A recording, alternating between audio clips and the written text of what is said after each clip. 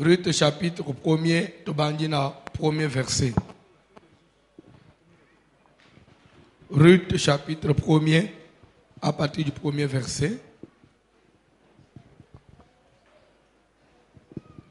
Le livre de Ruth, chapitre 1er, à partir du premier verset, nous lisons au nom de Jésus de Nazareth. Nous lisons au nom de Jésus de Nazareth. Du temps des juges, Na eleko yabasambisi. il y eut une famine dans le pays. Zalamakasi ekotaka na mboka. Un homme de Bethléem de Juda partit Mobali moko ya Bethléem ya Juda akendaki avec sa femme et ses 2 fils na mwasi na ye na bana na ye ya mibali mibale pour faire un séjour dans le pays de Moab. po ete akende kofanda na mboka ya Moab. Le nom de cet homme était Elimelech, Kombo ya mobali ezalaki Elimelech, celui de sa femme Naomi, ya mwasi na ye ezalaki Naomi, et ses 2 fils s'appelaient Machlon et Kiljon.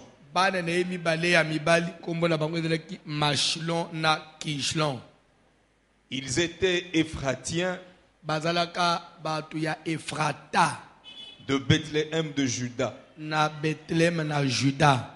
Arrivés au pays de Moab, Ekomaka bango na mboka na Moab, ils y fixèrent leur demeure. nde bipai batiaka evandeli na bango. Elimelech, mari de Naomi, Elimelech mobali ya Naomi mourut akufaka, et elle resta avec ses 2 fils. nde atikalaka na bana na ye ya mibali mibale. Ils prirent des femmes moabites, Bana na ye ya mibali mibale baye kobala basi ya Moab. dont l'une se nommait Orpa Moko kombo na ezalaki Orpa, et l'autre Ruth, mosusu kombo na ezalaka Ruth. et ils habitèrent là environ 10 ans. Bafandi na mboka wana na libala wana 10 ans.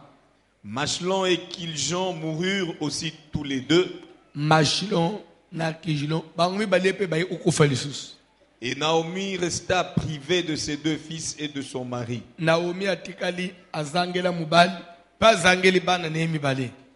Puis elle se leva, Na nsima ye kotelema elle et ses belles-filles, ye na babokilo na ye mibale ya basi afin de quitter le pays de Moab, na tina ete atika mboka na Moab, car elle apprit au pays de Moab que l'Éternel avait visité son peuple et lui avait donné du pain. po ayaki koyoka sango na mboka ya Moab ete Nzambe avisitaka libota na ye pe apesaka bango lipa. Elle sortit du lieu qu'elle habitait, Abimaki na mboka afandaki accompagnée de ses 2 belles-filles, elongo na babokilo na basi mibale, et elle se mit en route pour retourner dans le pays de Juda. akoti na nzela mpona kokende na mboka na Juda. Naomi dit alors à ses 2 belles-filles, Naomi aye koloba na basi ya bana na ye mibale, allez, bokende retournez chacune à la maison de sa mère. moko na moko azonga na ndako ya mama na ye. Que l'Éternel use de bonté envers vous, Tika ete Nzambe ayokela bino mawa comme vous l'avez fait envers ceux qui sont morts et lokola bino envers mpe moi. botalisaka mawa envers mibali oyo bakufi mpe epa na ngai. Bovanda bakoba otanga koba papa continue. Que l'Éternel vous fasse trouver à chacune du repos dans la maison d'un mari. Tika ete Nzambe asala ete bozwa kimia moko mpe mosusu na ndako ya mobali. Et elle les baisa. Mpe ayambi bango. Elles élevèrent la voix Batombolaki mingongo et pleurèrent. balelaki. Et elles lui dirent, Mpe balobi na ye non, te nous irons avec toi vers ton peuple. tokokende na yo elongo epai ya libota na yo. Naomi dit, Naomi alobi retournez mes filles. bozonga bana na ngai. Pourquoi viendriez-vous avec moi? Pona nini bozolinga boya elongo na ngai? Ai-je encore dans mon sein des fils qui puissent devenir vos maris?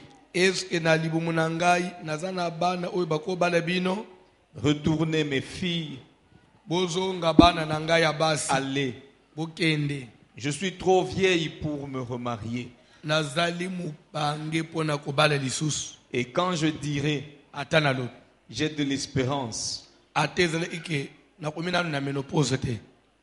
quand cette nuit même je serai avec un mari Ata ezali ike nazali nanu normal ke na butu ya lelo nazwi mobali et que j'enfanterai des fils, mpe naboti mwana ya mobali, attendriez-vous pour cela qu'ils eussent grandi? siko na age na bino oyo bokozela ti mwana na kobota lelo aya kokola po akoma mobali na bino?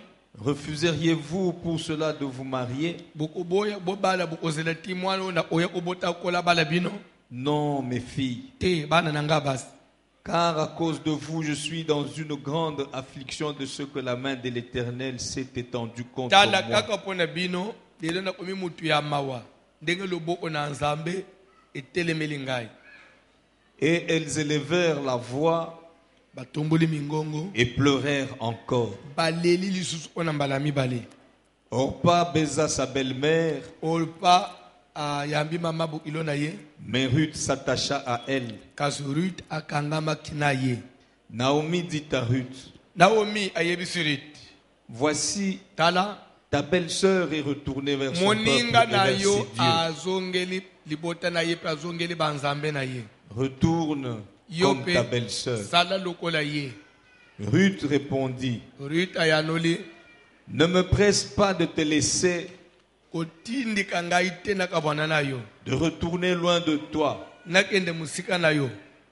Où tu iras, j'irai. Bipai okokende ndenga na kokende, Où tu demeureras, je demeurerai. bipai okoumela ndenga na koumela. Ton peuple sera mon peuple Libota na yo okoma libota na et ngai, ton Dieu sera mon Dieu. nzambe no okoma nzambe na ngai. Où tu mourras, je mourrai Bipai ekokufela yo ndenga mpe na okufela, et j'y serai enterré. mpe na okundama wana. Que l'Éternel me traite dans toute sa rigueur, Nzambe atalisela ngai kanda na ye, si autre chose que la mort vient à me soki séparer ngai de na toi. kabwani na yo ata na raison moko boya pare raison ya liwa. Naomi, la voyant décidée à aller Ntango avec Naomi elle, atali décision azalaki nango faso akangamaki mpo akende na ye, cessa ses instances. atiki kotungisa ye. Elles firent ensemble le voyage jusqu'à leur arrivée à Bethléem. Kola pambola yo nde basalaki mobembo elongo kino bakomaki na mboka na Jérusalem. Tanga verset asuka bongo vanda Deutéronome chapitre 23 ozobanda na premier verset. Naza na besoin makambo oyo nazotangisa okoma bien au propre okomprenaka.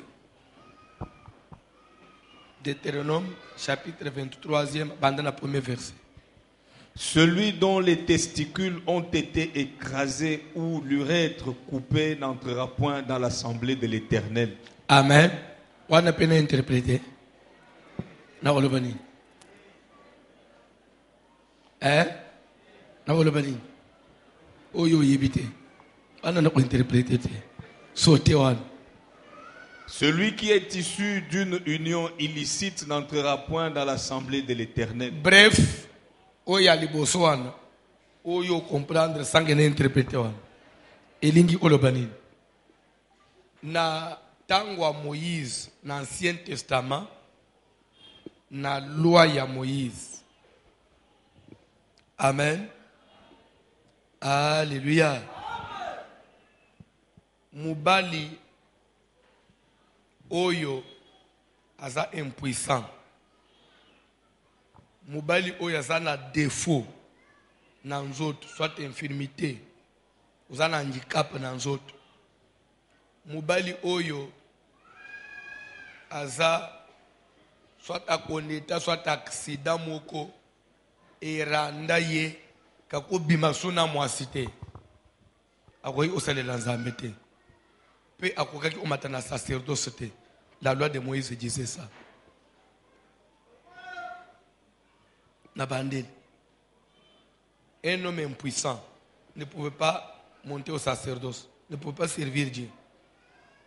Un homme soit qui a connu soit un accident et touché niveau de sexualité, il y a qui mobile na yo ozasu mobilité, tu ne peux pas monter à l'hôtel, mobali azana défaut dans les autres, infirmité, soit handicap, songolo dans les autres, alors au salaire dans les. Dans la loi de Moïse, c'était comme ça. Ne pouvait monter à l'autel qu'un homme, pas une femme, et l'homme là devait être sans défaut corporel et devait être un homme normal. C'est pourquoi on dit, et encore plus loin, pour renforcer même que quand un homme a des testicules écrasés, c'est-à-dire quelqu'un qui ne peut pas féconder, n'avait même pas le droit de rentrer dans l'assemblée de l'Éternel. C'est-à-dire de faire partie de la bande d'Israël. Si au commune à niveau, il faut pas bomayo. Ba lapider yo. C'est comme pour dire que peut-être comme Ituna, et pourquoi c'est au bon? Que ça les Zambé, et comment est-ce qu'on a demandé pour nani? Parce que l'homme n'a pas biologie, biologiquement parlant. Est-ce que vous avez biologiquement parlant, lorsqu'il y a un acte sexuel, celui qui donne, qui communique la sémence chez l'autre, entre l'homme et la femme, qui communique la sémence à l'autre, c'est l'homme. Celui qui sait féconder l'autre, c'est qui? Qui communique la sémence qui peut féconder, c'est qui? C'est l'homme. Alors, l'ande bien. Assemblée ou église, ils allaient considérer comme épouse. Vous comprenez? Et maintenant, l'homme qui est mari de l'épouse, c'est Jésus-Christ. Église est à moi. Yesu est à Moubal. Parce que relation, il y a église na Yesu. Ils allaient comparer la relation, il y a moi, c'est na Moubal. Il est écrit dans Moukanda Ephésiens, Marie, aimez vos femmes comme Christ a aimé son église. Et pas seulement il a aimé l'église, il s'est donné pour l'église. Il s'est sacrifié et il prend soin de l'église. Vous comprenez? Donc, on va encore plus, on dit, car ce mystère est grand. Quand on dit mystère, c'est-à-dire secret. Donc, c'est que dans un secret entre les camps, il y a une église, il y a un secret.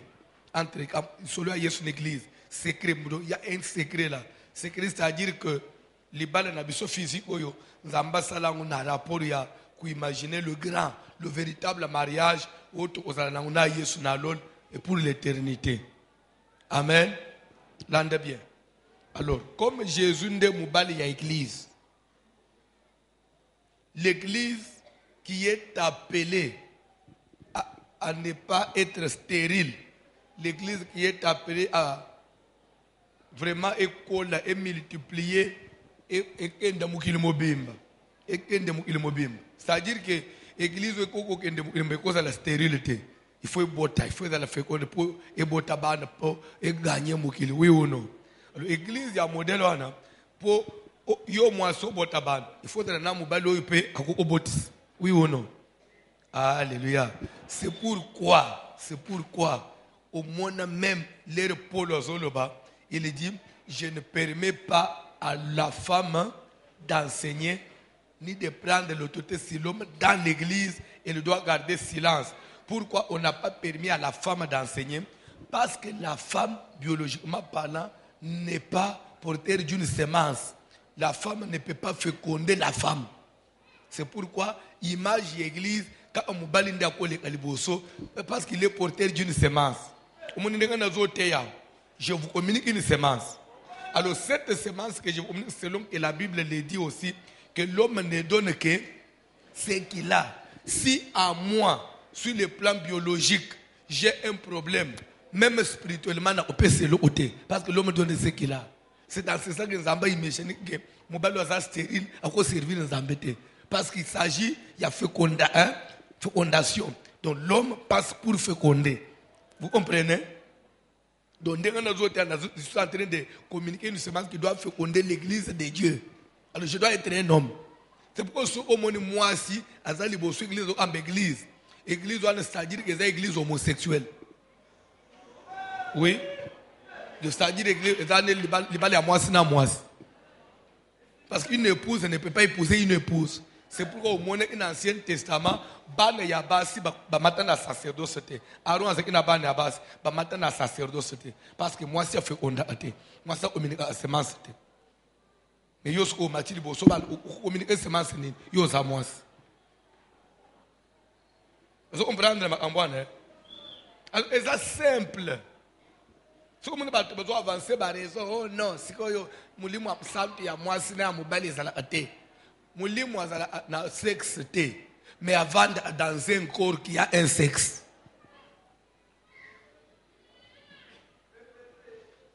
Kola pambula mutumo. Tanga Bible papa. Verset no ya liboswana kayo monde ko interpréter. Celui qui est issu d'une union illicite. Verset à celui qui est issu d'une union illicite. Mwana oya botama, mwana oya bimeli na bosangani ya mabe, bosangani oyo ezali conforme te. Ça veut dire quoi? Mwana oya botami na inceste, ça c'est ce que ça veut dire. Ndeko na ndeko, nda isa, obimina grand frère na yo, obimina cousin na yo, obimina cousine na yo, obimina tante na yo, obimina nièce, neveu na yo, yo mwana, obimina neveu na yo, o tomber enceinte. Ça s'appelle inceste, oui ou non? Inceste, c'est-à-dire un acte sexuel entre deux parentés.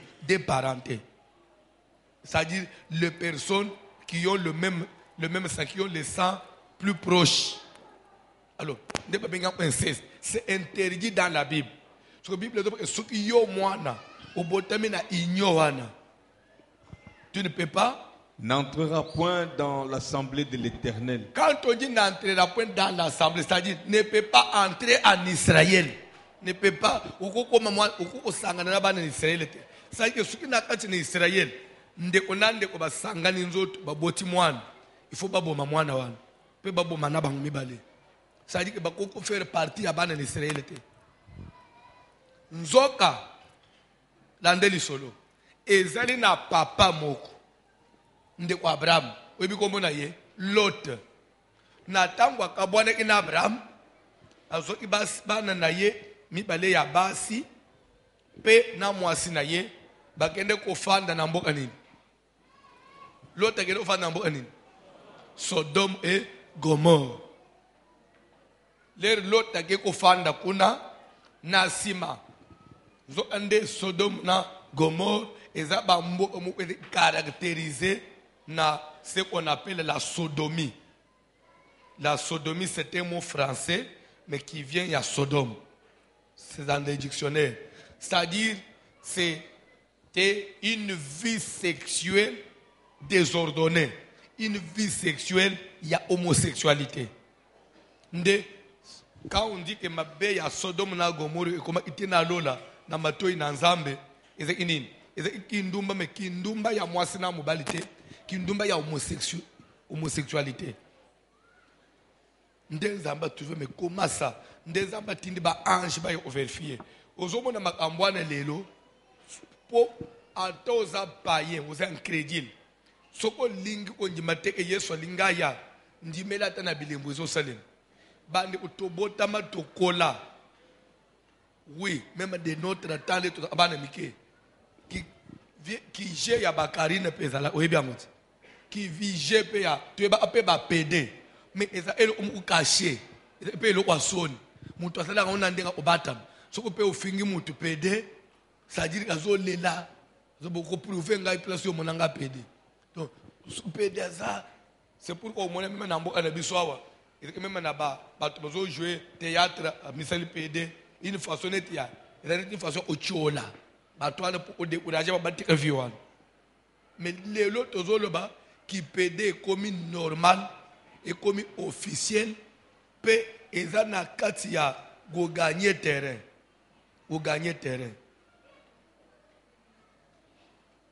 alléluia alléluia pe zokende lero tozoloba wa qui en Afrique du Sud est comme en Afrique du Sud, parce que libéralisé, l'une femme mariée peut sortir avec un autre homme, ce n'est pas une raison de divorce. Ouais. Je sais pas. Donc, c'est-à-dire que les autres qui est homosexuel est normal. Donc, c'est-à-dire que Bambo, quand on s'y a pour toi, et les autres, voire même l'église catholique, Yango Ndimi, qui est homosexuel, elle te peut pas dans l'église. Oui, vous voyez, c'est une des causes, une des raisons, et ça là que le pape a démissionné. C'était pape qui? Pardon? Benoît XVI. Une des raisons à démissionner. Pandeko. Qui pape a démissionné à te aux amoukolos, il faut qu'il était dans l'Iwa. Mais ce qui a démissionné, il y avait une pression terrible dans l'église. Il faut une dima homosexualité.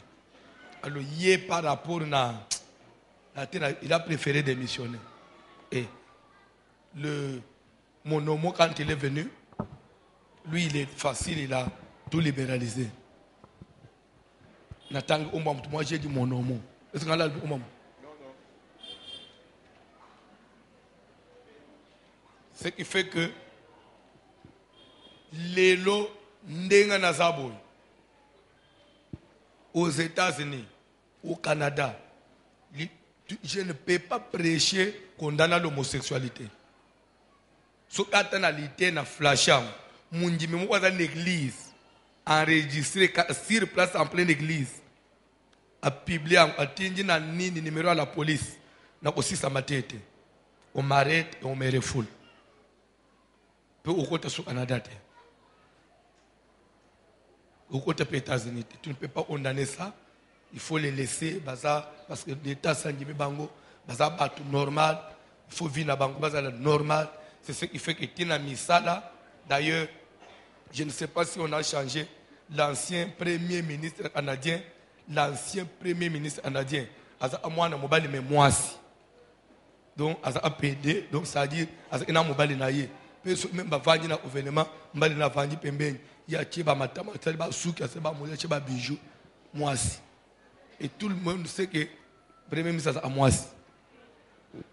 C'est la vie normale. Peut-être si c'est toujours lui, mais je crois que ça a changé. Bref, ce sont des signes. Ils ont dit qu'il est au milieu de ma vie. Parce que ma vie est au malam. Et actuellement, na bambo anyos ya bamérique banini mwana no ya mobali. So ayebiso e mama na lingina oma nanga mwana mwasi. Otelemeliye abengi la police bakangio. Pe babotoli yo ye libela. So ayebiso mama ngana mona oma nanga mwana mwasi edeye. Lungola garde changer garde-robe na nyo sombele ba jupe, sombele ba sous-vêtements bana bas donc ban oselebilo abana bas. Et désormais, abanda pe kokota na toilette abana bas. C'est ce qui fait que dans les écoles, dans les endroits publics, PD, maintenant, ba autorisa, il y a ce qui se soulager, net ndenge toza na église boy, akota na toilette ba maman. Ce qui yo pe oza ono moni aye okimate ko éviter yete. So abengelo la police un problème, aza muninga no mwasi. Atata si isamubat. Donc azo se soulager na yo pe za la wana sala pe yayo, aza muninga na bino. Donc nde poto to ende angwana. Ngana lobaka ke jour kaka bande on a biso ba on a parlé du peuple là. Ba osalere ke o to voter bilo andengwana. Isonyo so église to no vendre la bango on. Basa amna bango politique to tungisa bango te me ba meka na wana te. Na Afrique te ba me te na ongo ba me te. Wana ndeto olinga bakanga bisonyo to zala na makala mais après bango batikala au travailler. Webike na parlement wetu aussi là. Député mo osa ko soulever velo on. Ndeka ba wolola kiye. Ya osala ezana no ebele batu nanu ba lete yokelo obandelo ya ki homosexuel. Ba mindele bazotela ba amsu base batonda. Base basisi nyoso ya osala eza sute. Biso nanu social ezate yo nde loi yo mona o voter. Ndoki. Beta mabuko na avance.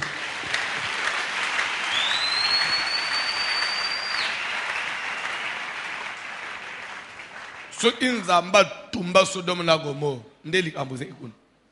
C'est pourquoi mon aime lere ba ange ou ba kuteke pa Abraham lere ba komi inanda kwa lote balali na katikati ya butu bana mibali ya Sodome ba yeba bani otoke na porte ya Lot o tumoni ba pa ya moko bana bakasumu mibali baza kitoko bimisoto ushena ba Lot alobi o na monie c'est que bozana posa ya kozala na mwasi ta musu bozu mwasi ito ote j'accepte na zo bana na ngambi bali ya basi baza vierge na pese no boa bize na bango po na mono ndile za posa normal boa bizata na ba okay babi yo moni biso to zangi basi biso to na tina bana ba boy basi ya vierge biso ko sabana na yo biso to dinga basi te bana mbali wana le baba ni ko estende ba anjo na ba bisi lote ke papa lumwana likamboyi en tout cas auto yoka kina lola c'est en tout cas biso mo auto vivre oh yezolo o sous témoin te nde ba frapper bato ana d'aveuglement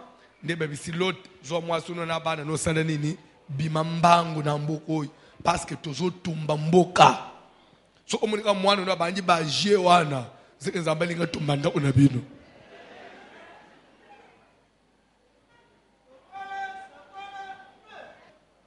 Amen.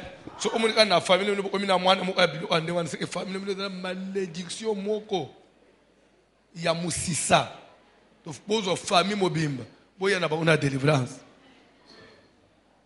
C'est comme ça que l'autre les rabimi akimi akei côté akei ko fanda.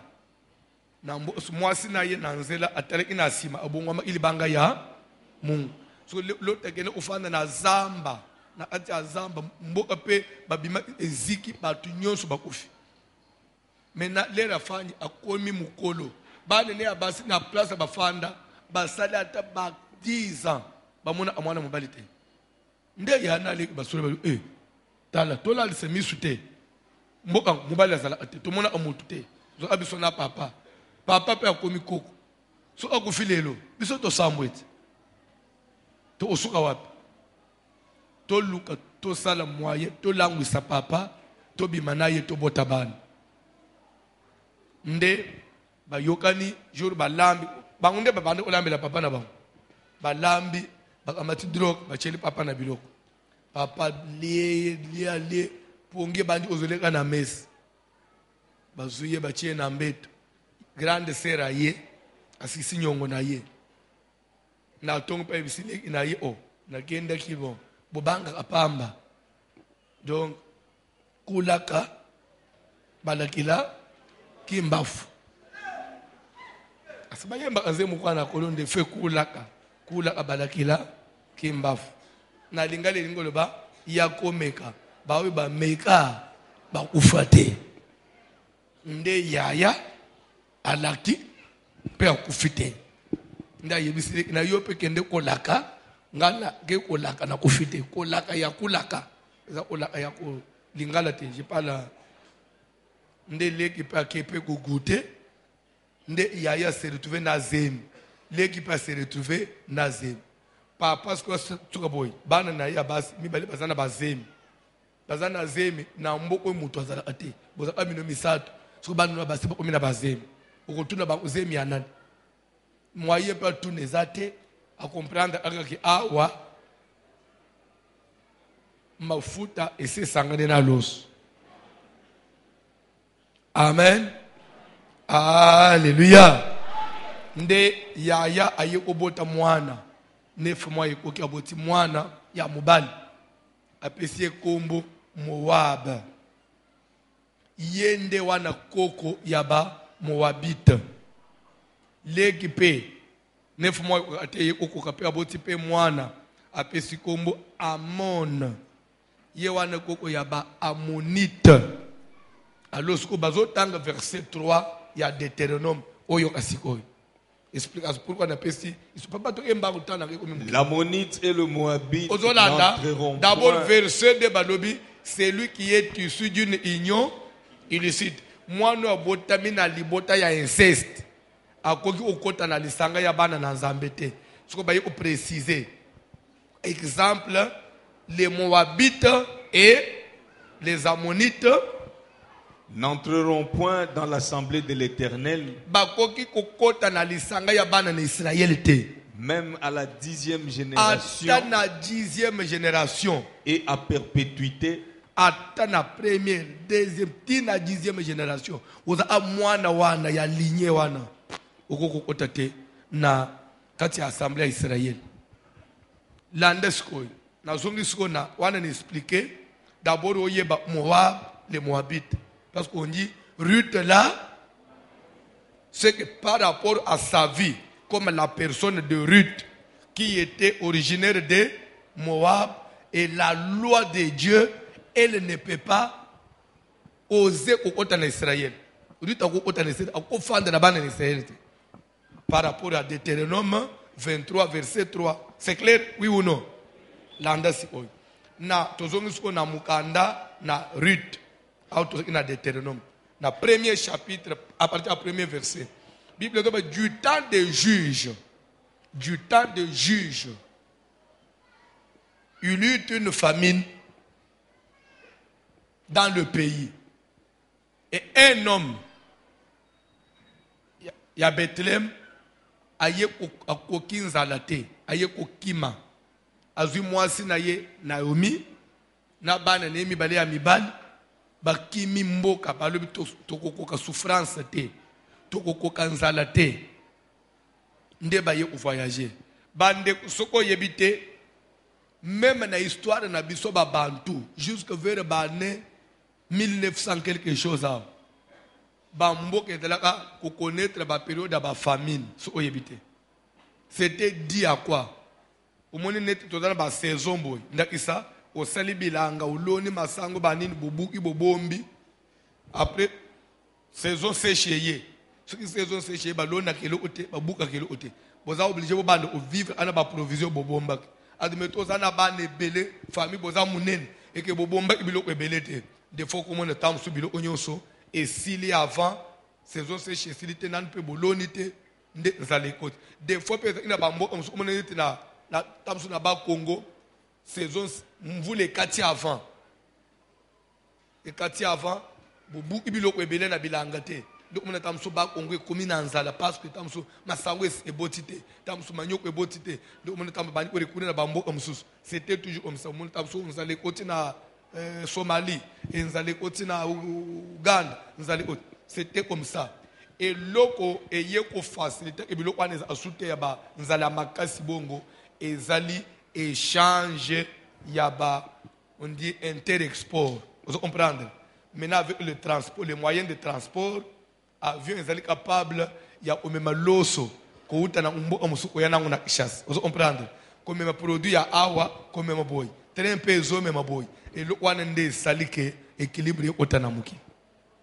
C'est pourquoi nzela ezalaka moko na facteur makasi ya développement ya pays. Nzela oyo zomo na ba congolais lele bazo selela ba nzela bazolo bake bisoto za nanzala ba bazo kende obandana na ba sotantaba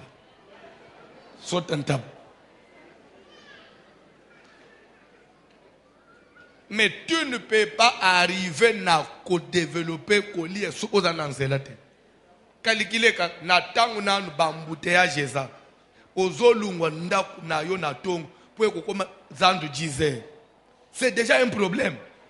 So kokoma na tongo tu pouvais faire vite au teki pe ozinine mutu bakoya mbango sumbe okole zonga lambeli ban mais tozo bi na bambouteillage on doit d'abord résoudre ça. Quand on finit à résoudre le problème ya embouteillage, on doit aussi résoudre le problème ya banzela ya ba village.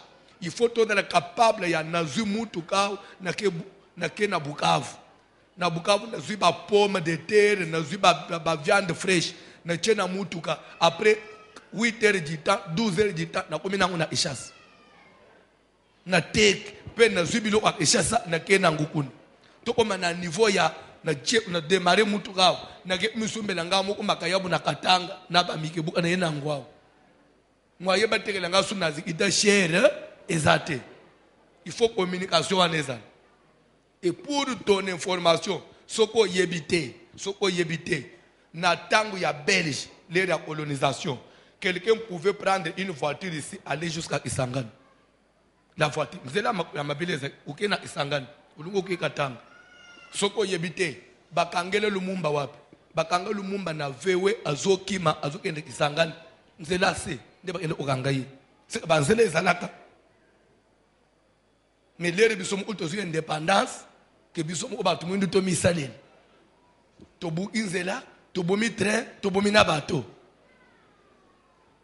To salika babakos. L'homme noir. L'homme noir. Mutu mwindo za mwindu tina kati. Heureusement ngana za mutu mwindo te. Ngana za mwindu na poso. Mena esprit zamba salanga ndenge mususu. Yo pe na zo ko mabon. Betere so mabo auto avancer.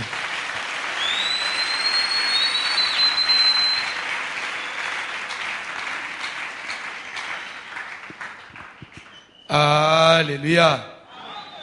C'est même chose ce qu'on y évité parce que j'étais dans une réunion presque toute la journée d'aujourd'hui dans le ministère et j'étais même presque je crois chef Hollande.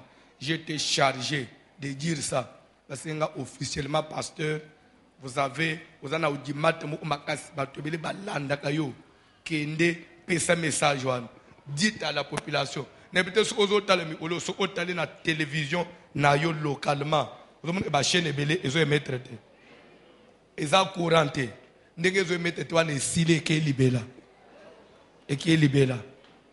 Amen. Biso toza MP épargné Mercure na RTVH parce que biso toza ba fréquence ya sika. Nous on sera épargné peut-être jusqu'à l'année prochaine ou l'année 2021. Mais tout le reste à ba chaîne bakati. Et de la télé 50 bakati. Pona nini tozo basculer sikoy. To lungwe na analogique, tozo kende siko na numérique. Tozo na télévision analogique, tozo na télévision numérique. C'est-à-dire mutu nyonso azali sensé sikoy ko somba décodeur. Bazo te kan so to ka décodeur à TNT. Ezan azandu 25 c'est $20. Mais bazo c'est $20. Soko sumi décodeur wan. Oye nango o brancher na TV na yo ba proclamer ba programme canal sat nde o ba chaîne nyo so ekimi wan nde o retrouver nde o retrouver na ba Nzondo TV na ba RT ya ye nyo so anezala e kubunga te mekende TNT. Alors pona ni ba fréquence nyo to bande o sela ba télévision l'état zo récupérer ango azo zongisa na ba Vodacom na ba RT na ba nini pona nini parce que téléphone il faut vitesse na mat. Il faut que na ba 4G ba nini ba télévision ba communication nyos. Alors pour ba mata bon ils ont besoin de fréquence, technologie évolue. Il faut pas récupérer ba fréquence à ba télévision pour ba sala musala mususu. TV scope lunga na ba fréquence wan et que na fréquence mususu. L'avantage c'est que na TNT wana to ko comme suna ba télévision ebelé. Donc, on a la possibilité d'avoir à Kinshasa même 5000 chaînes de télévision. Et de deux, aux autres capteurs sans antenne. Et qu'on a l'eau sauté, image et bé bakate, pe son et bé bakate. Par rapport à ce bouge antenne. Ah, t'es tellement et baby, zonga à gauche.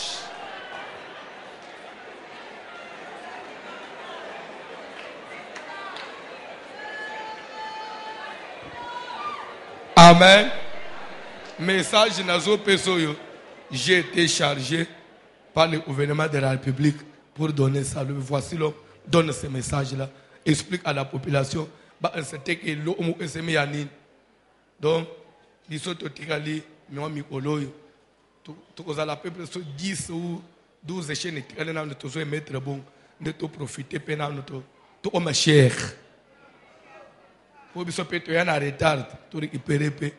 Après, l'année prochaine, 2021, nous sommes on a déjà. Amen. Donc la technologie, le monde avance. Le monde avance.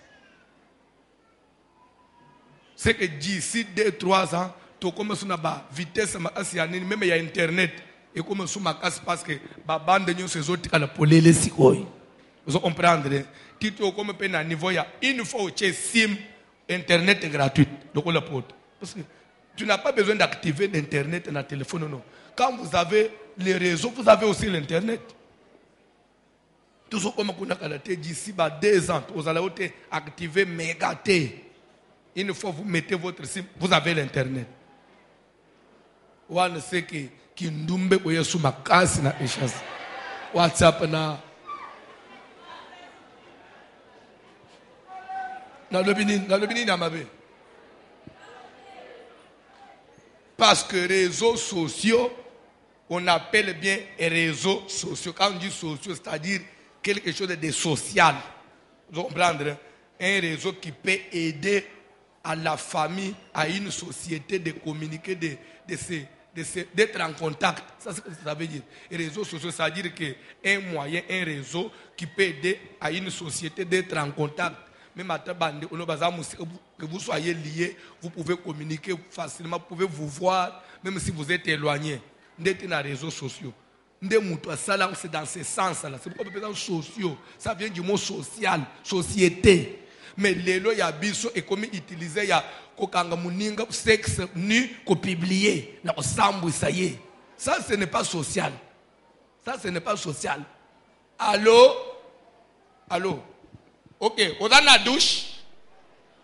Mi kanga sko tindela ngai. Nde yo wana na douche ma yo beto cha zo filmer. Et réseau, on est dans raison sociale, vidéo on est parce que c'est un réseau qui est fait pour des raisons sociales. Quand toi tu te filmes nous pour envoyer, est-ce que c'est une raison sociale?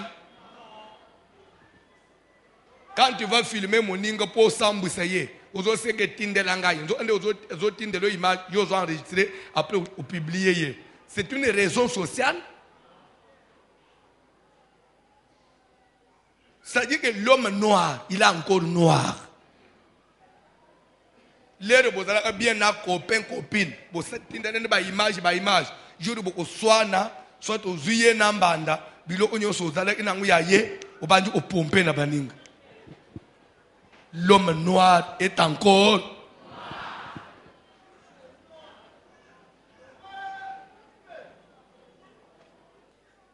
Amen. Il y a une sœur dans l'église, l'église de paix et profiter l'imbisayo. Il y a une sœur dans cette église, elle est là présente. Il y a qui lobby comme on a azongi même pas une église. Azala une église il y a 10 ans. 10 ans. Elle priait ici. Même moi, je suis dans chorale. Un jour, abungisi sac na l'église na téléphone. Non, so akanga misozo sambela ba yibi téléphone na mbongo na sac d'après elle. A communiquer au papa ba yibi nga sac na mbongo. Je crois que to za ana na era pauvre itim. Papa itima pesa ka der wana to te tremisi église nyos. To sambela muto yibi téléphone na mbongo nzambe so azamwasi nzamba ka wisa matrice na ye. Vine mba asimba mwana te so azamubali ye akobota te. Et on a prié. Et après les sœurs, Azonga t'a bien à ça, a retrouvé le téléphone de Nambo. Yakapé Loba, elle l'a négligé. Elle est partie. 2 ans après, elle s'est mariée. Et aujourd'hui, Liba les Koufi, après une longue période, 8 ans, il y a mariage, à Tazemi Oyaate. Basali ba examen on ne voit rien. Mobali par le mettre. Vous tant quand même na patienter, zonge pas na bien. Mais quand elle dort, ce qu'elle zonge nan d'autre, elle ne voit, on lui dit zonga na kalembelem, de place kobota no etikal. Nous on desko prière to salawan et zonge lié moko. C'est l'église, et ça ba j'ai pas trop ça l'église. Moko bando esanga nga ce qui passe nga simba bible giré. Avec simba na pe na kosi na telemi pe na kei na ngai. OK na yo. Tu me chercheras même après 15 ans.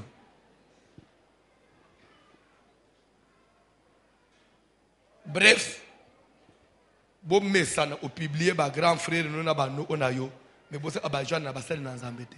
Oko détruire vie na yo mokili mobimba oko sambwa. Parce que les hommes de Dieu ils sont en alliance avec Dieu. Na opese besoin na lobi na Malachi Dieu dit, je suis en alliance avec eux. C'est pourquoi je leur ai donné même la dîme et les offrandes. C'est pour besoin à travers bangunaga nyakaba amana mukil. Donc bazaba tunangai. Donc zaneti nzamba kotela banguna sanswan. Bazobi isele milimo abato. Nous sommes obligés de dire, qui es-tu, toi qui juges mon serviteur? Même à tête à Kouéi, il se relèvera. Yayo nin. Pour dire que ma kambwa batu na nzambe, comme me mangulu olozo me ya muninga na yote. Kwe obebi se vino pamba, kozana pose nzamba sunga yo, mukilezana no mulai. Kwe obebi se vino pamba.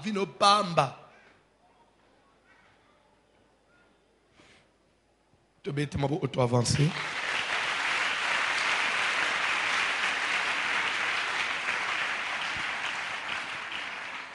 Celui qui est issu d'une union illicite n'entrera point dans l'assemblée d'Israël.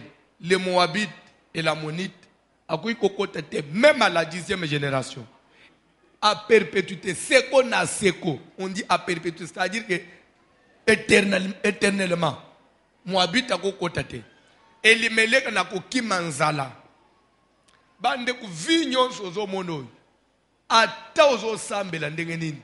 Viens à Léo et les bas. Et puis, nous sommes zambés, on a permis de tester le lingua moto. Quand c'était où il y a pas de chaque jour, on a biftek té. Et dans la moukolon zambé pas kanga katalana. Azo bisabana en Israël. Nabi misibino na bombo en Égypte. N'adresse capable ya après un mois, beaucoup de kana. Parce que dans la zélé ya moukousse, Colombo Égypte, passant par les pays des Philistins, passant par Palestine. Et moi, vous arrivez dans Israël, vous habitez. Mais, quand il est battu, il 40 ans. Quand on est Égypte, tu as la carte au monde. Quand on est Égypte, comme en Israël, vous avez 40 ans. C'est impossible. Mais pourquoi c'est 40 ans? Parce que nous avons besoin de nous. Ce qui est bon, nous avons besoin de nous. Nous avons besoin de nous. Mais tu as gawat. Papa nous kende sus. Baketi bakomi na bandon. Après 2 semaines ba se retrouver bakomi na matadi. C'était comme ça. Bazo baluka ti ba beti 40 ans. Mais Bible dit que je vous ai fait passer par le désert. C'était pour vous éprouver afin de savoir quelles étaient les dispositions de vos cœurs et pour savoir si oui bokotosa makambo na ngai. Donc, Nzambe pas meka kamutu po yeba na crise okotosa to okotosa te. Quand c'est que qu'il est ya ba lokota te. Lelo mukupe telemaka. Po Nzamba talesko yeli kaka miracle to yeli bukunzia likolo yeli Nzamba solo.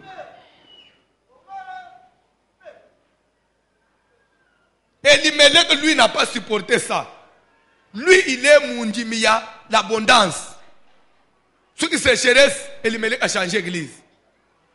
Ce qui est dans Mbongo, pasteur Nabiso. Ce qui joue dans le monde, Moussale Koufi, voiture le Mazasu Nangouya, Tazan l'air en l'air. Alors il passe en Ngouya. Ça, c'est ça Elimelech. Quand on a Elimelech, Azu Moassi Nabana, Bakimi Bethlehem, Baké Uluka, Bayoka Sango, Moab, Nde Bilok, Baké Vande na Moab. Bible dit que l'air a séjourné dans Moab. Lokola yazali mwana na Bethlehem na Moab mboka ya inceste ta malédiction. Israël na Moab ko sangana te. Bible Nzamba bomiye. Nzamba bomiye Elimelech. Bien aimé, au moins ko changer ba église o yazo e lokota place mususu. O yebi ndenga ba bandela te. Tu risques de perdre ta vie. Webi Papa Dieu n'a rappelé ngai lokwan. Et je me suis aussi rappelé de cette histoire. Il y a une sœur qu'on a perdue. À Koufaki dernièrement. Sœur Wana, l'air y a une église. Ba prophétie n'est pas kak. On disait quoi papa? Jour, le prophète lui disait, jour yo olungu église vous allez liwana yo. Et c'est ce qui faisait que cette sœur-là était pour moi une fille. C'était une femme mariée. Tina ndengeli balene ya bliboso ekufi. Na mundele te aifanji na ye et il y avait même des hommes qui venaient souka yeka tula totuni nzamba lubino Il m'obéissait. Il m'obéissait. Tena sukawa les résultats amarad. Yo, ubanda ulanda ka pasteur. Pasteur dans la foyer na ye. Yo ubanda ulanda. So mutu amona nkende. Tu wapi? Odapela mwana muke.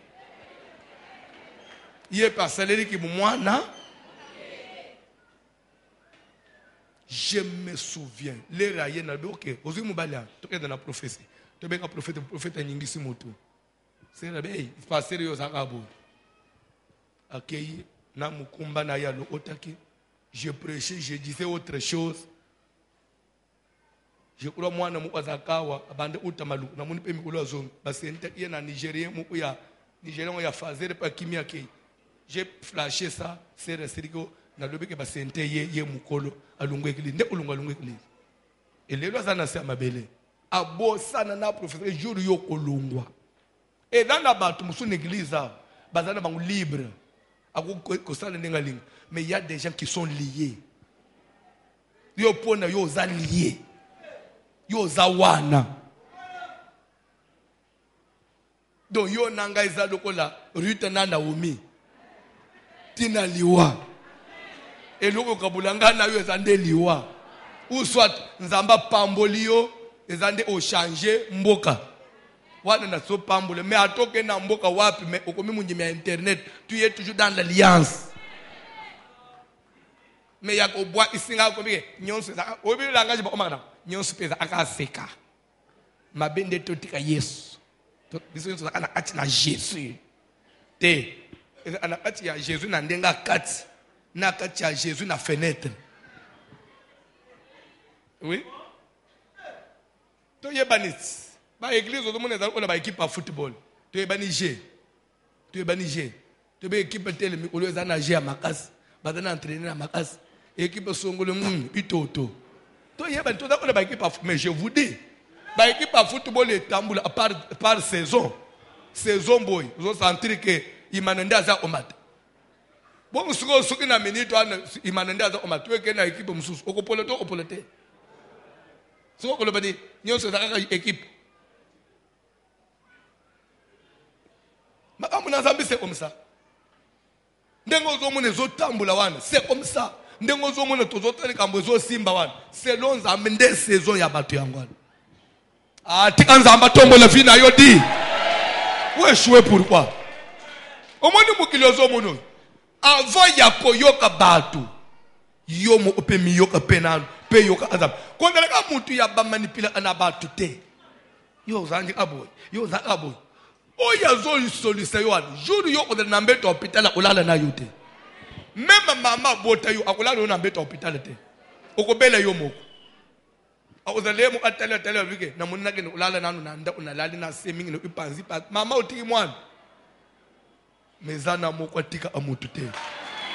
c'est pourquoi dans ma vie, je préfère plus écouter Christ que d'écouter les hommes.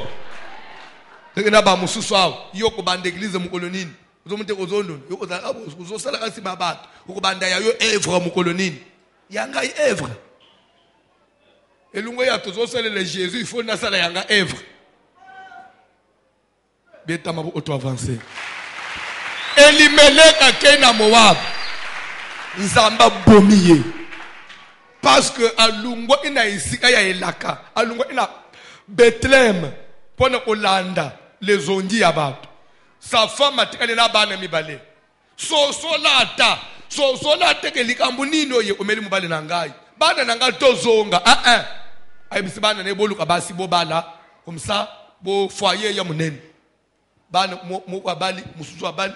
Bible dit que ils prirent des femmes moabites. Et pourtant la Bible dit les Moabites et les Ammonites ne peuvent pas entrer dans l'assemblée d'Israël. Mais pas seulement, mais mariage. Alors, chose qui ne pouvait pas passer par l'ensemble. Quand Dieu a vu ça, Dieu a bloqué la maternité. Ça dit 10 ans il y a mariage.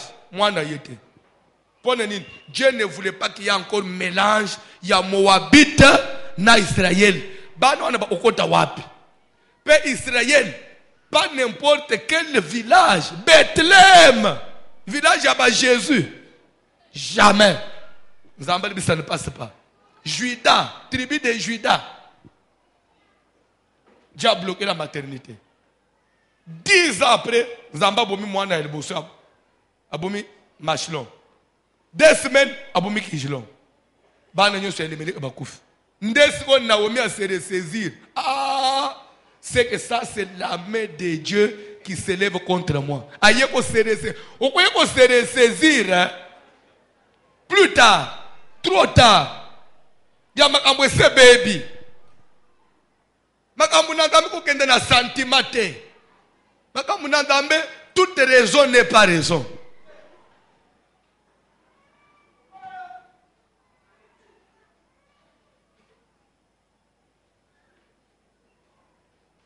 Oyabi des fois, pour d'autres personnes, nabi maka lâche, nabi maka yuma, yo voiture moza élevé, vraiment aux autres makambo simba, yo déjà nzamba sa tomboli yo, babando ofuka miso liboso abatu, bazo fuka misayo, tu ne vois pas qu'on te diminue, natuma on me diminue par qui? Mon ndenge na sa yonde ote ya milulu, suka veka ya fuka miso liboso abatu muteko azo ridiculiser yo. Natuni bango, la Bible dit humiliez-vous sous la main puissante. On n'a même pas dit qu'on vous humilie, non. Vous-même faites quoi? Vous comprenez? On n'a pas dit qu'on t'humilie. Toi-même humilie-toi. Et Dieu va faire quoi? Il résiste aux orgueilleux. Il fait grâce. Je perds quoi? Au contraire, je monte. Et c'est ça Dieu. Namukili respecter les principes ya Nzambe. Bible zolo ba que humilité aux anango et ça le peut au monde peut unjire ba tum soupe ba le kaka yo. Atana boyo ne ki bango me yo pe mi mono unjire ba le kaka pe yo. C'est ce que Dieu fait. Papa, comme penanu mutu pamba. Ya oye pe bovanyi na bambo njire mutu pamba. Nzokande na musala chef. C'est ce que Dieu veut. Parce qu'il partage la gloire na mutu te. Maman wana comprendre na retard ebisi bana tozonga. Alaki bana babokilo na yenda zozonga parce que Nzambe frappé ngai. Bana na basi balobi to ozonga na yo. Abani ko expliquer ba. Boko zonga na ngai na ominasu. Boko zonga na ngai te. Boko zonga na ngai ndenge nini. Tala d'abord âge na ça. Bozana no jeune. Boluka bozonga na banda kwa bapana bokende ko bana bobota pe bana. Ngai eno ekomeli ngai Nzambe nde frappé ngai parce que na soso ite bana na ngai babala ibino bikolo mabe. Ekolo nyonso ekolo obana te, famille nyonso famille obana te, penda famille nyonso ya mwana no akota te. Na lingine bisebino ni chose. Likambo ya mariage, ce n'est pas d'abord likambo moi sina mobali non, parce qu'elle est jolie, parce que nde mwasi ya baguna ngai. Oui, akonde la baguna yo. Mais ya famille nini?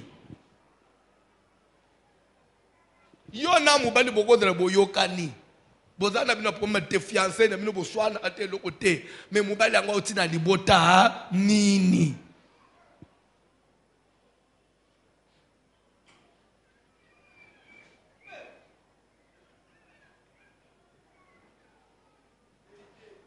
Alléluia. Alléluia. Na pambula ka libala mokwa. Mwana mwasi na mobali bende bika. Ayipsu mbali ole isipe na ke fundo pa mama na bino. Ndela ke pa na mama na ba mobali, akuti mama ba mobali alati kilota dina mu usawa. Na sengle. Avangi azomela moi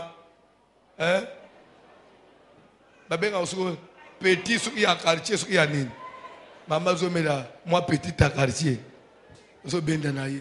So yo yena olela ukende pa mabukilo. Nomolo na single na mo ilota asache choko. So mama nini uzoyo boy fanda na fanda. Mwana na yo boy tile resist. Mama boy to. Bino bana mususu njire. Uzo comprendre libala te. Nde ngona ngai. Na salani. Mama fungula motema. Mwana nangazana na mwana muke.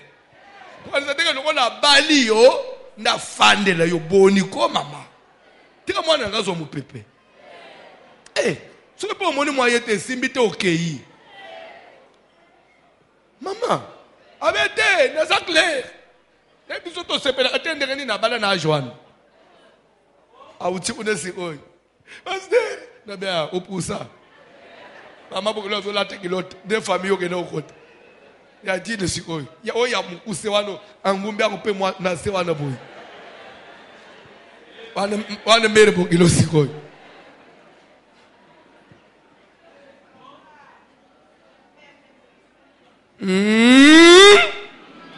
nakata tendeli to ko balobimi ko lezana lwebele landa or palere ba pese exhortation kende ozana mwana kende koluka mobali a comprendre c'est vrai naza pe mwana muke akei rita yebisi mama bokilo ngai na ukabona na yote parce que na comprendre gi fait seulement boye bo fanyi na mboka na ngai mobali no akufi bana no babali biso bakufi pona ni parce que biso toza na origine mabe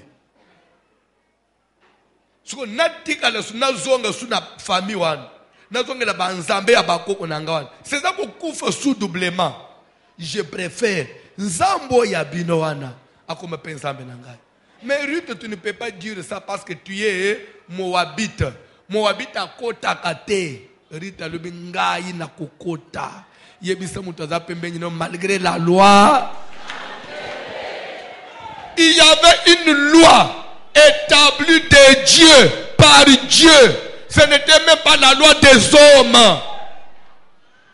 Moabite ici d'une union illicite jamais mutacha mubeku nzambe mérite atambula likolo ya mubeku ya nzambe pa kota na Israël. Si une personne peut marcher sur les lois de Dieu, à combien plus forte raison les lois des sorciers de ma famille, ceux qui ont imposé des lois injustement, peut-être par jalousie, parce que bamoni tangu mususu papa ni mno boti bino bana kitoko nde ba chelo abo bana te bakosi na yeko yebisa mutu mo loi ebangisa yote parce que Ruth était en face d'une loi de la Bible.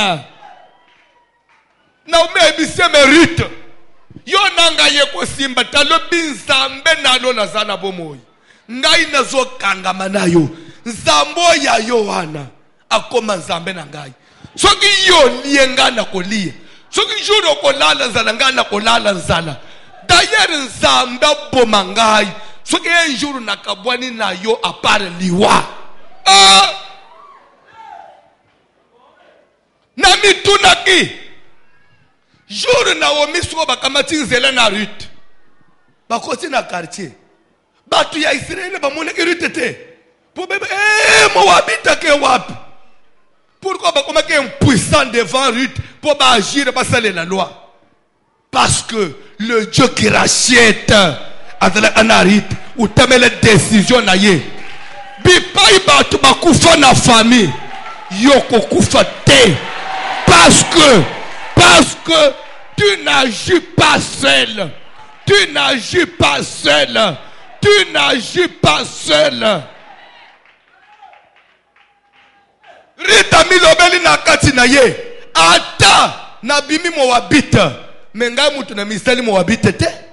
Nzambe mutu atinda kabatu. Nzambe wana ndakela ngai. Nazoke ndepa na ye.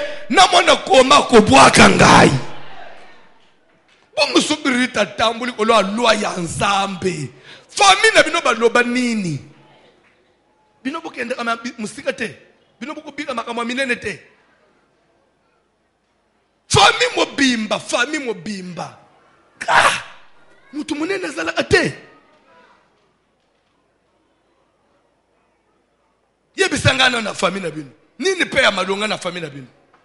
Batu basimba mbongo lelo batikala maboko pamba. Musuzo fanjao vibo dala anangu na obuza nangu lelo muta yebe binote ako anse boza batu pamba etikala nanga histoire maka musu etikala na album wa photo zola isabana Dans le mythe, dans le lettre, dans le pain, on a besoin de boy. Et Kendawapi. C'est quelle famille ça?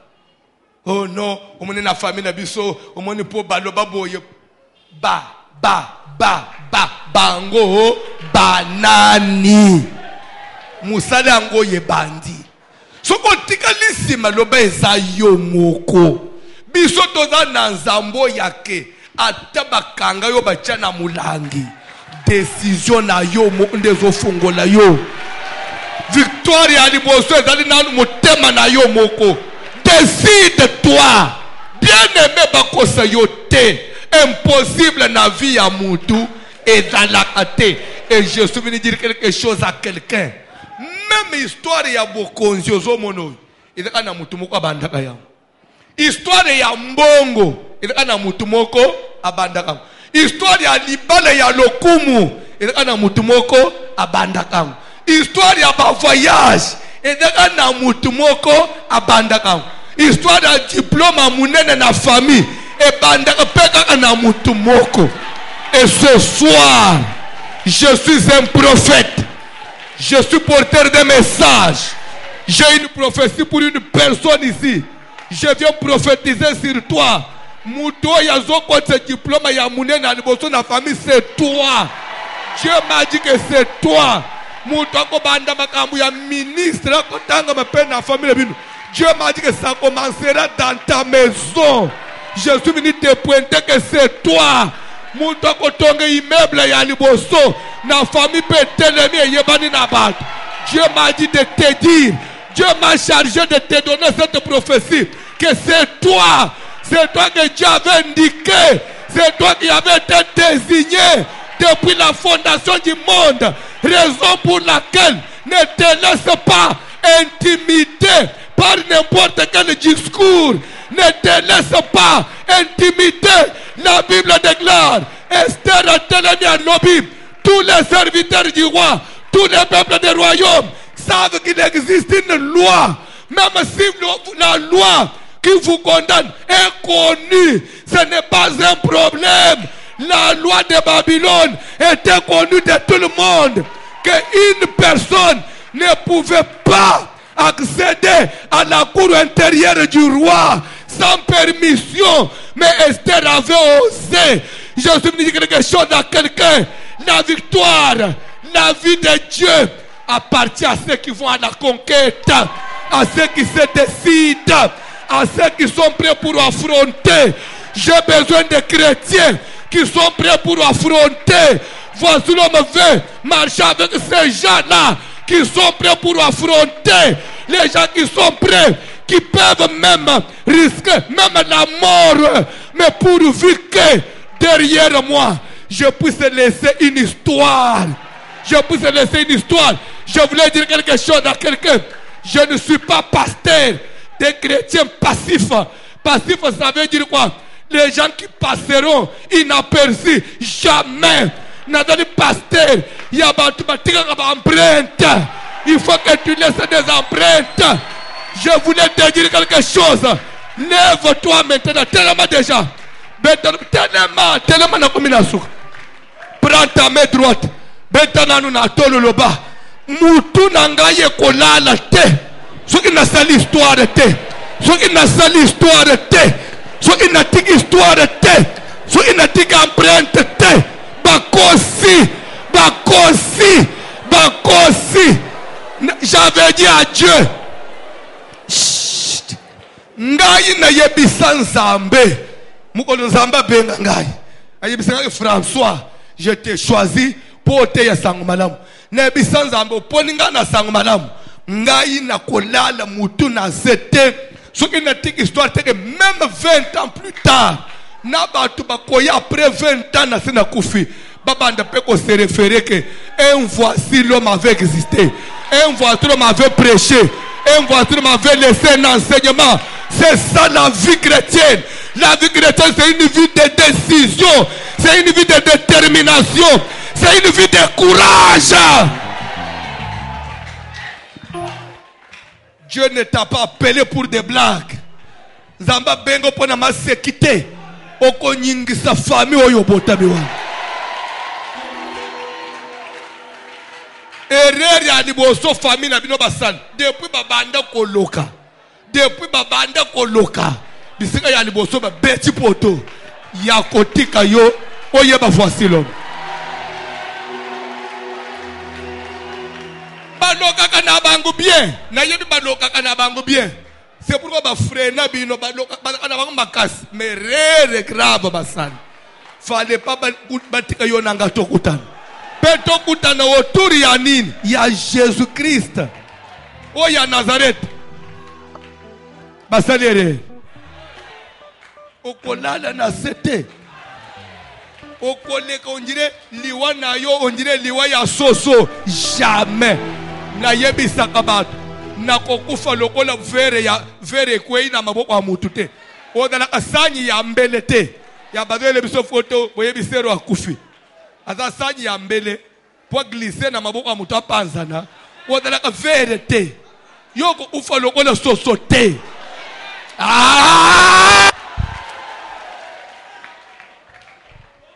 C'est quoi ça? Tu combien de soumaïté? Famille n'a pas famille. Quelle famille? Tu pas foué l'illoba dans Zambé au profit à côté de Nabino.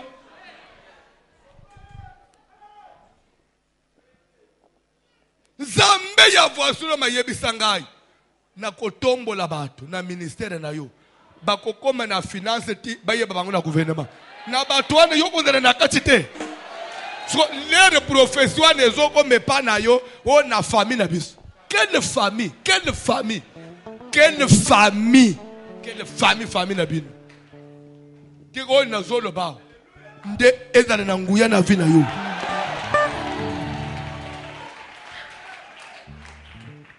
Natana besoin au silica.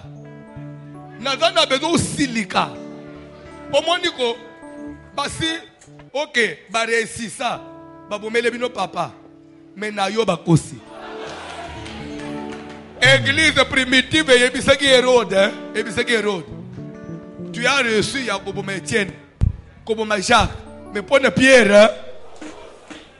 Ba bomele yo mobali, mais na bana na yo bakosi. Grand frère na bino kenda, mais grand sœur mais pour na yo bak yoka ba yaya no nyoso ba échoué na mabana. Otikali le seul espoir de la famille. Na yo bakosi. Ah tika na bandela na yo te la ndenge na doloba na yo B A K O S I Rotangango.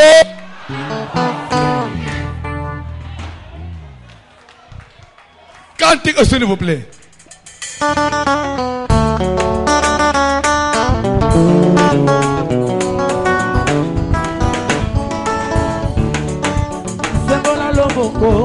Sebola lomboko Yahweh, Yesu sebola lomboko, sebola lomboko, sebola lomboko Yahweh, Yesu sebola lomboko, ya Yesu sebola lomboko, Yesu sebola lomboko, ya Yesu sebola lomboko, Yesu sebola loboko, oh yo nenga mayele, Yesu nanga mayele, yo nenga mayele, Yesu nanga mayele, otango na koma kana suka, oya kosekure, tango na koma kana suka. Oya kosekure, Yesu tango na koma kana suka. Oya kosekure, tango na koma kana suka. Oya kosekure, ayode mama mayele, Yesu mama mayele, ah Yesu mama mayele, Yesu mama mayele, oh. Hallelujah, amen. Hallelujah,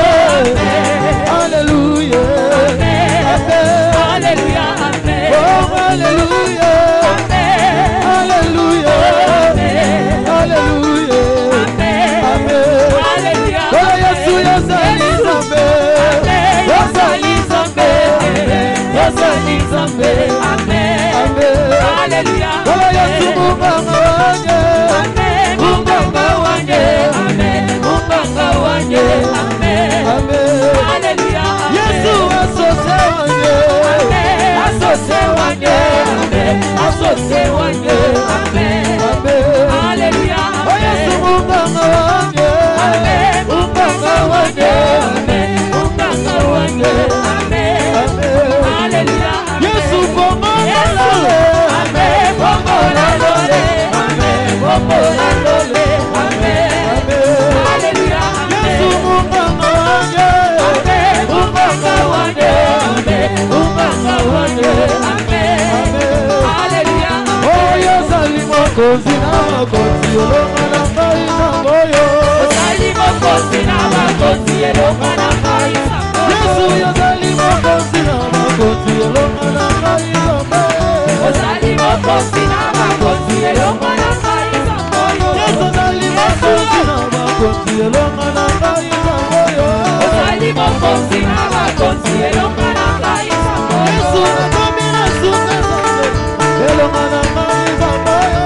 Yozali mokonzi na makonzi elonga na ngai sangoyo. Yesu nasili mayele papa na ngai elonga na ngai sangoyo.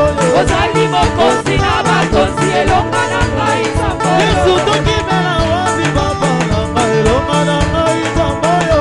Yozali mokonzi na makonzi elonga na ngai sangoyo. Yesu yozali mokonzi na biyano elonga na ngai sangoyo. Yozali mokonzi na makonzi elonga na ngai sangoyo. Yesu yozali Nzambe kumama Yahweh kumama kumama Yahweh kumama kumama Yahweh kumama Yahweh kumama yozali Nzambe yozali Yahweh kumama yozali Nzambe yozali Yahweh kumama yozali Nzambe yozali Yahweh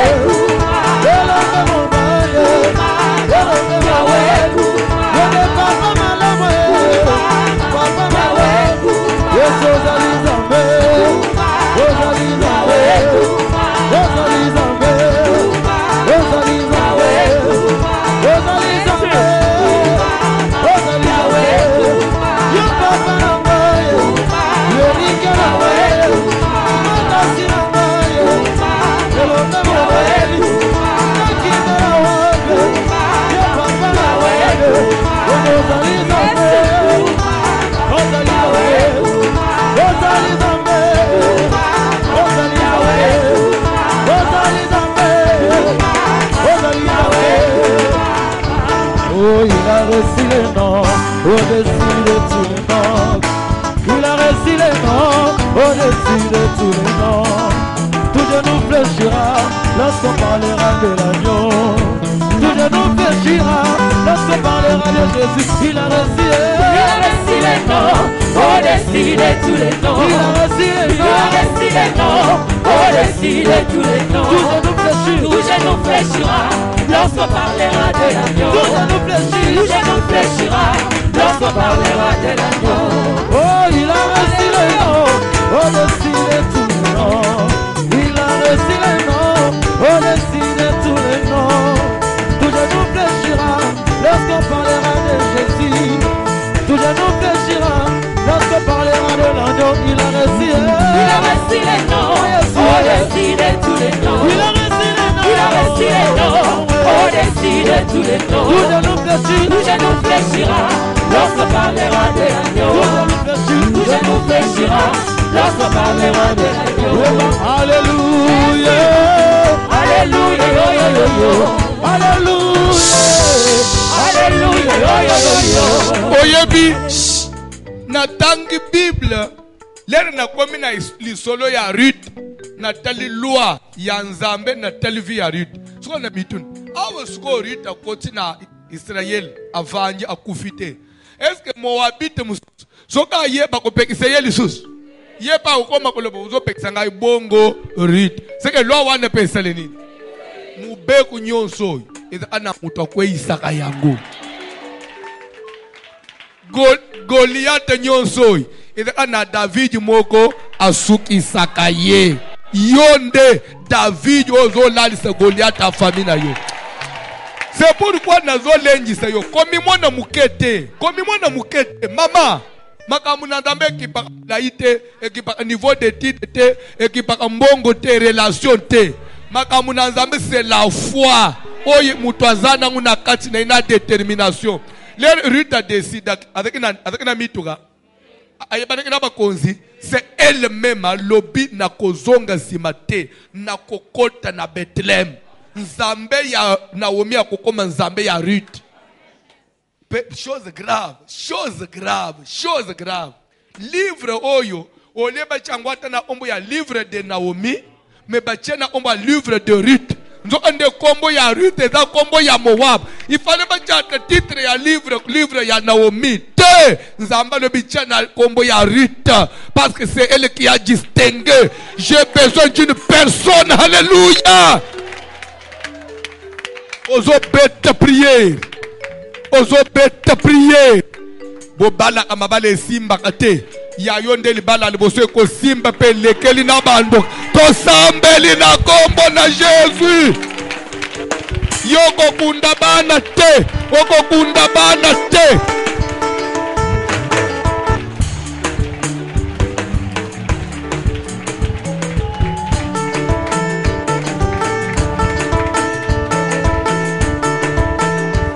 La prière.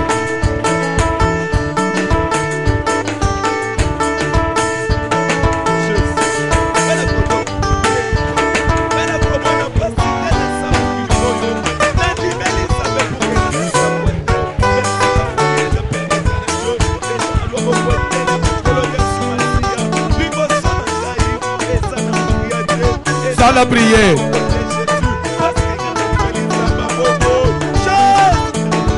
Sans la prière.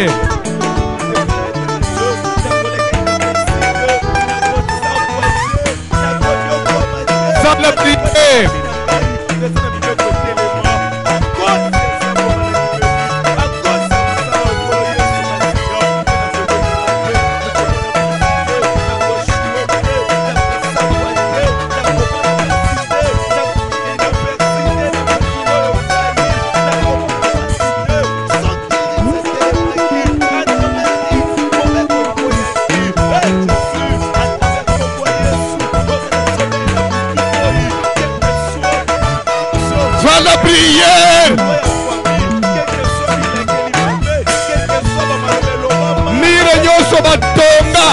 Batelemisa liboso na yo lala ekweya mire lala mire kweya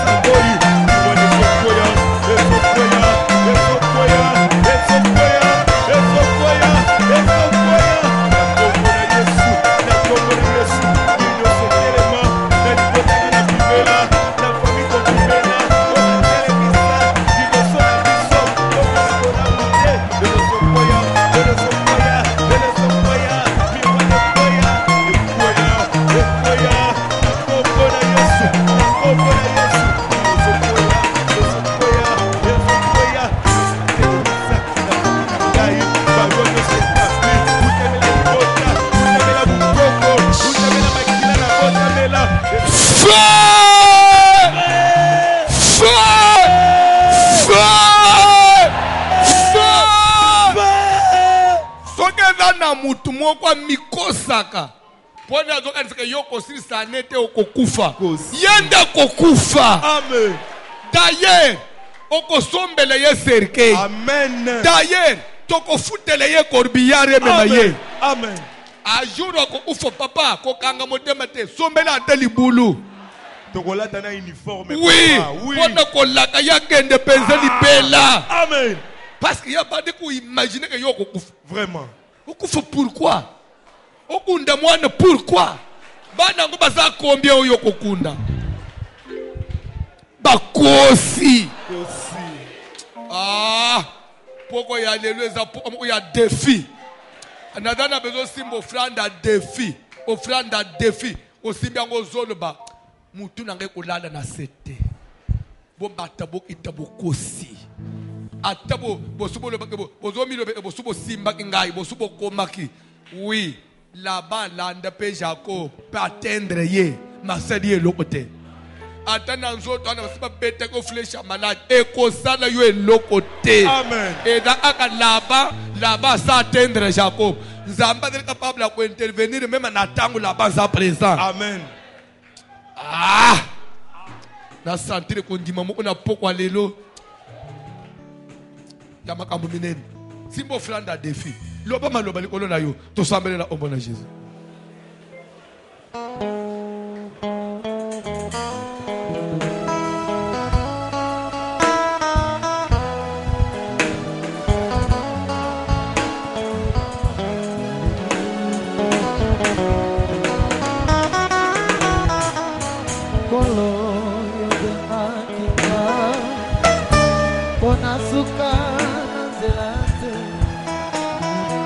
Koma kino na suka ya mo bembo na mai bobo nyola katika ete yokotika ngate ete yokozala nanga kino suka ya nzela atana kati yo atana kati ya mai Abonge baby pepe yotika kima yeko lite yawe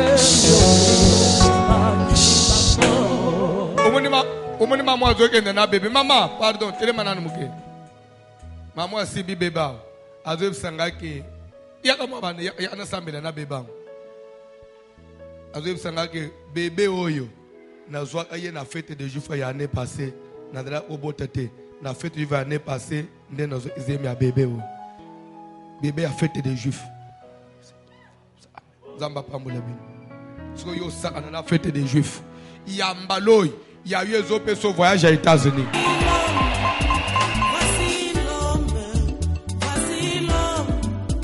Voici l'homme de douleur.